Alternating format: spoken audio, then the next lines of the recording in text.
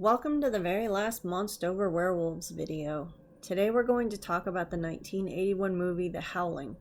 This is one that I hadn't seen in a while, and I didn't see until my teens, but it always left an impression on me.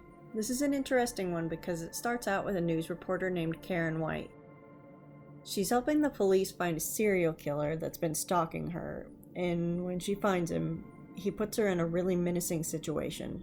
He isolates her in a porn shop and starts playing a video of a woman being raped.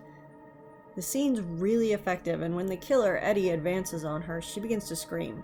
The police respond quickly since they were monitoring the whole time, and they shoot Eddie, but we don't get to see exactly what happened, and Karen herself doesn't exactly remember.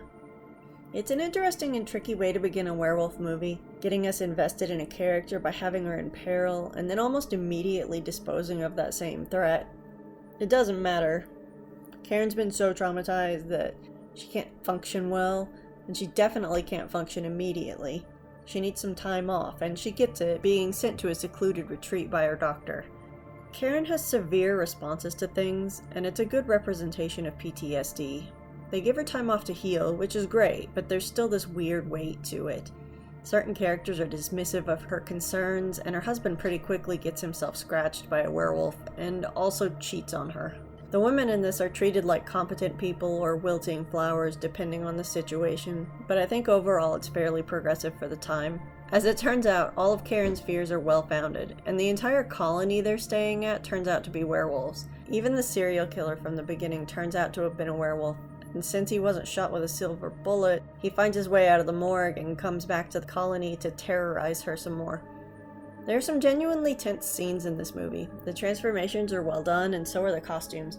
While I'd love to see an update with today's technology, they've tried that, and it was terrible.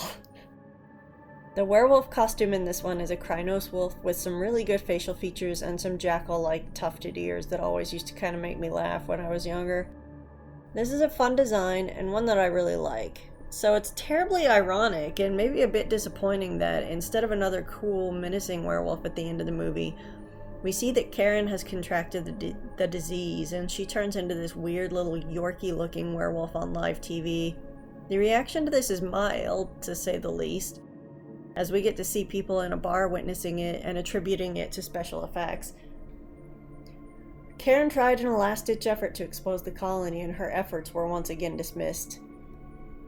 It's a strange and somber ending for a movie. Not only is our heroine dead, but she's gone mostly ignored.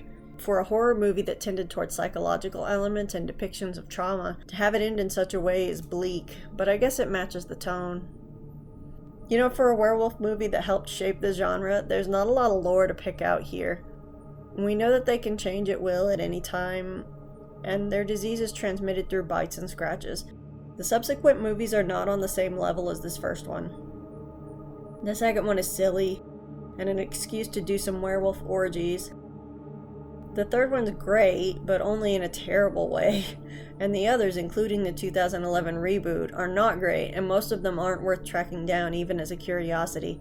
Though the 2011 reboot does have a hilarious werewolf-on-werewolf battle that's like watching two wrestlers in rubber suits fight. The fourth movie's supposedly a more faithful adaptation of the novel than the first, but I think I'm good. One Howling is good enough, I guess. And that's Monstober for you. I hope you've all enjoyed this look at The Howling, and I hope that you've enjoyed all of Monstober. This was a labor of love, let me tell you. You pretty much have to love werewolves to do this for a whole month, I think. Thanks for sticking with me during this, and I hope I've inspired you to take a look at some fun werewolf movies. I'll see you all next week when we get back to a more normal schedule. Bye.